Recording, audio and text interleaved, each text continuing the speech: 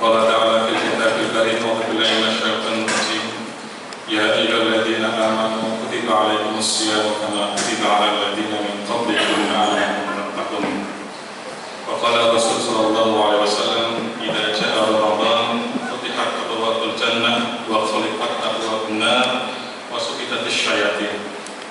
Alhamdulillah, Bapak Ibu sekalian, sidang sholat Isya Tarawih rahimani wa rahmatullah, bersyukur kepada Allah Subhanahu wa taala yang melimpahkan rahmat hidayah kepada kita semuanya.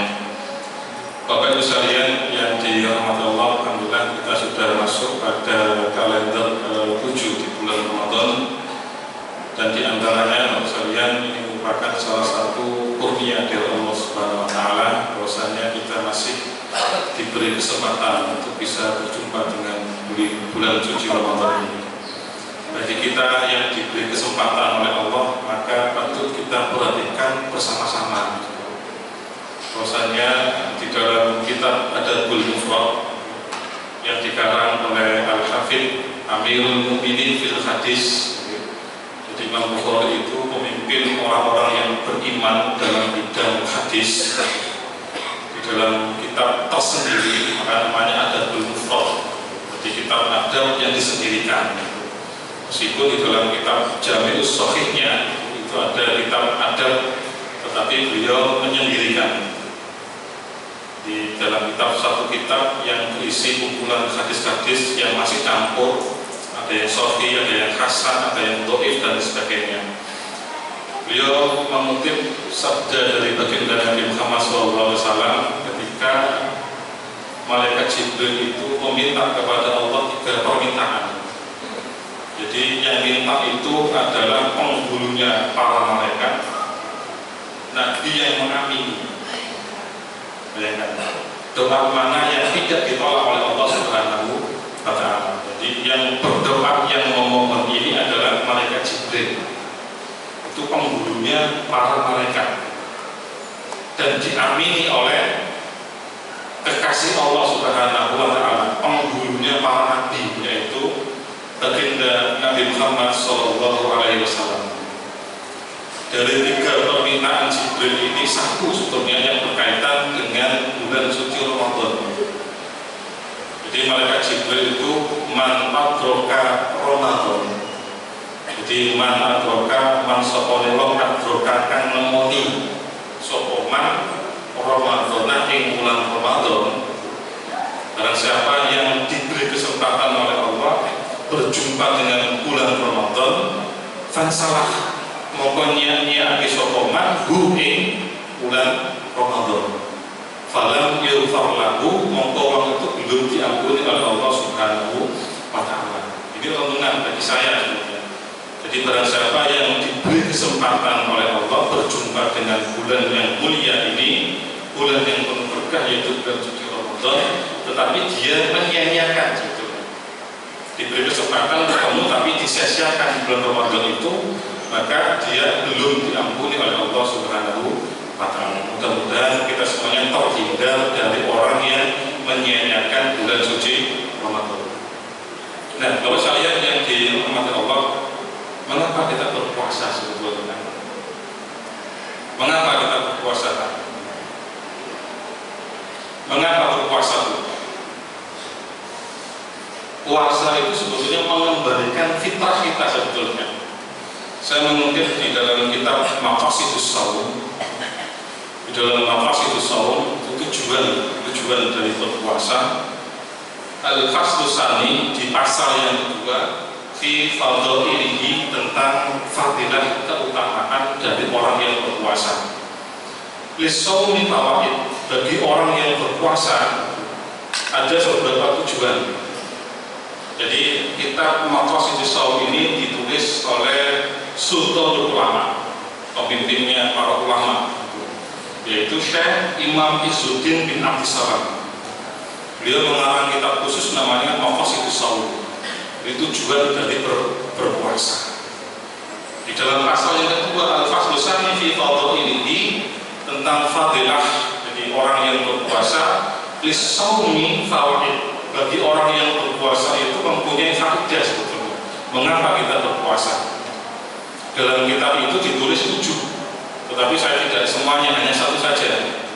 Kalau 7 saya sampaikan 2 jam, dengan betul kuat 2 jam. Gitu. Kalau terakhir kalau kalian bertemu sesuai kitab bongki, sesuai. Jadi saya sampaikan 7 saja, 1 saja. Di antaranya yang pertama raf'ud darajat, yang kedua tukfirul khati'ah, wa kasbus syahawat, wa taksirus shadaqah, wa tawfir ta'at, wa syukru 'alimil khafiyah, wal inzari an khawatiril ma'asi wal makhaliqat. Itu di antara 7 faedah yang disampaikan oleh Imam Izzuddin bin Abdus Salam.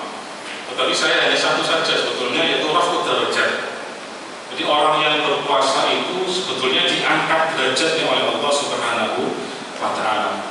Dasarnya adalah Imam Izzuddin mengutip dari hadis yang diriwayatkan oleh Imam Muslim yang saya bacakan di atas, idza jaa Ramadan, idza jaa nalikane teka apa Ramadan, sasi Ramadan, mongko futihat dibuka.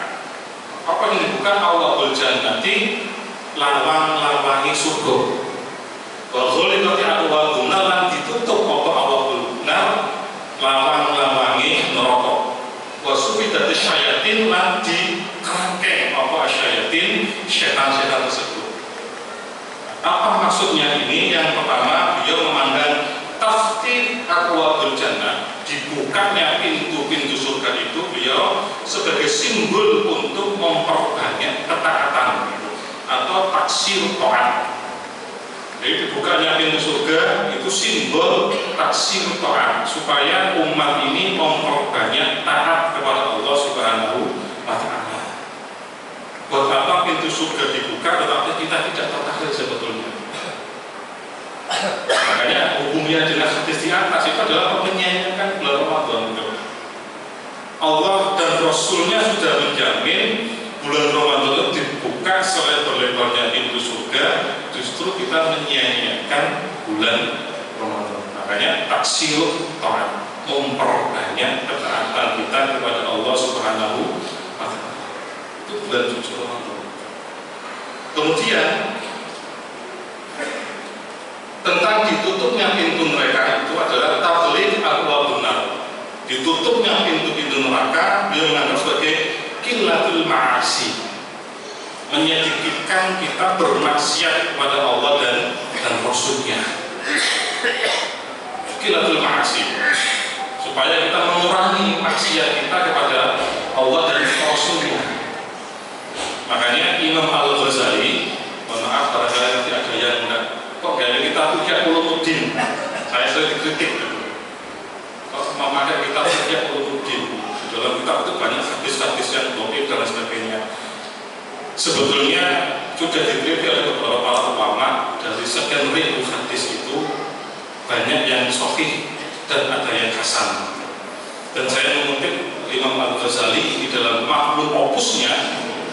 Jadi kitab Ihya Ulumuddin itu justru sekalian yang dirahmati Allah Subhanahu wa Ta'ala.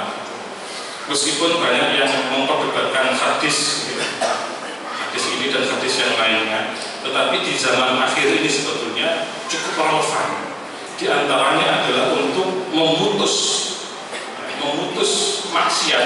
Di antaranya adalah itu boleh kita dengan cara tidur. Tidur itu sebetulnya dianggap salah satu bernilai ibadah ketika apa? Fungsinya adalah untuk memutus maksiat. Karena apa? Kita itu umat zaman akhir sudah. Kalau tidak ada keperluan yang mendesak atau apapun dan itu longgar, maka Imam Al-Ghazali lebih baik tidur. Karena kita umat zaman akhir. Mana mau turun jadi kosong turun apa daripada kumpul ibu-ibu malah riba dan sebagainya. Baca Quran selesai sampai boleh istirahat daripada untuk pikiran kemana-mana. Nah itu diantaranya apa? Qillatul ma'asi, supaya apa? Supaya kita itu terhindar dari perbuatan-perbuatan yang bisa menjerumuskan kita kepada maksiat kepada Allah dan Rasul-Nya. Makanya qillatul ma'asi. Dan sampai ya meskipun kita bukan sempurna, tetap ada maksiat, tapi setidaknya kita bisa mengurangi maksiat kita di dalam kehidupan itu. Jalan di antara dari sekian banyak jalan, di antaranya adalah menurut Imam Al-Ghazali dalam makna fokusnya tidur. Tidur gak apa-apa, tapi juga tutup Pak, tutup gitu kan. Di antaranya rahmat kemarin adalah mulai puasa pertama sampai kemarin itu wilayah Terawas tempat saya itu tiap hari hujan mendung, boleh cocok double kemulan daripada macam-macam nanti lebih baik kemulan. Kemudian tasqiyus syayatin, dibelenggunya setan adalah dalam apa ini Imam Izzuddin adalah tanda terputusnya was-was. Makanya kalau apalagi identik kalau pas Ramadan itu pasti kukuh dengan hal-hal yang bersifat duniawinya, persiapan dan lain sebagainya. Makanya ini Pak tasbih supaya setan itu menghilangkan menghilangkan sifat kita. Jangan sampai was-wasnya setan itu masuk dalam diri kita. Jadi kalau para ulama biasanya dialihkan ke hal-hal yang mengandung manfaat. Banyak beberapa para sahabat itu sholat yang lain dipercepat seperti itu. Ibnu Abbas itu sholat panjang kadang-kadang dipercepat. Ketika ditanya mengapa engkau sholat dipercepat, iya, setan mau menggoda saya, kok belum menggoda saya, tak cepat mau selesai nih sholat saya, selesai Pak. Nah itu diantaranya Pak.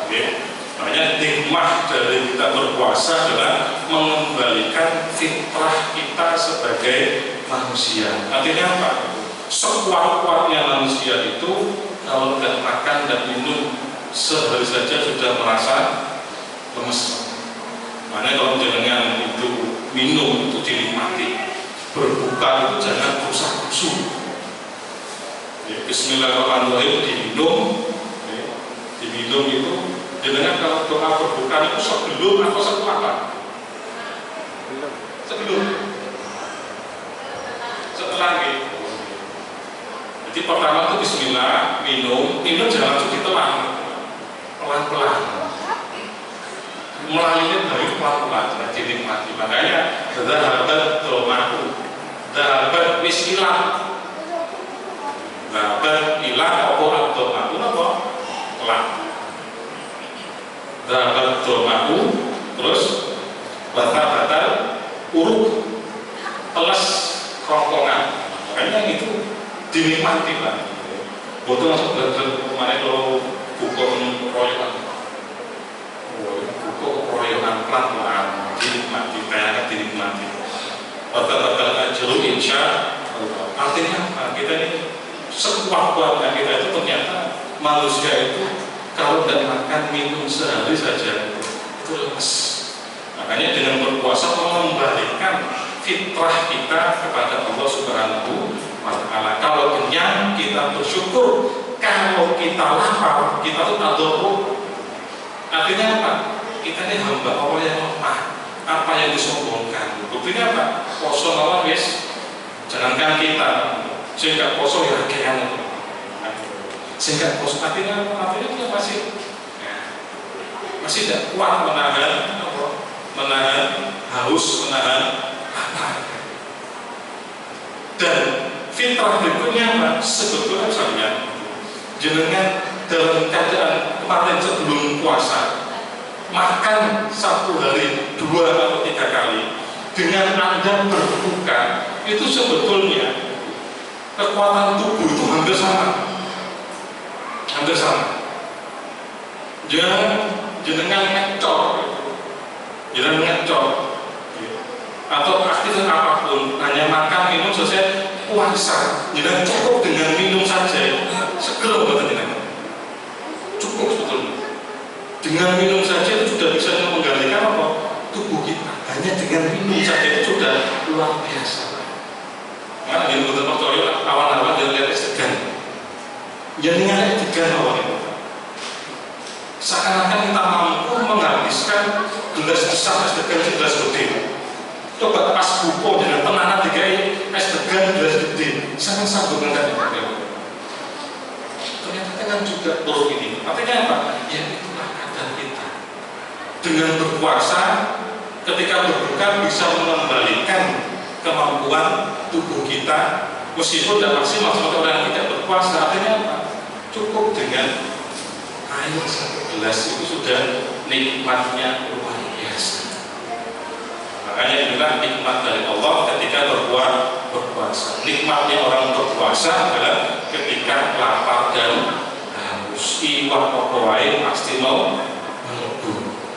Tinggal batal ajru insya Allah. Apakah pahala kita tetap atau tidak tergantung kita sendiri. Makanya dengan berpuasa Allah akan mengangkat derajat hamba.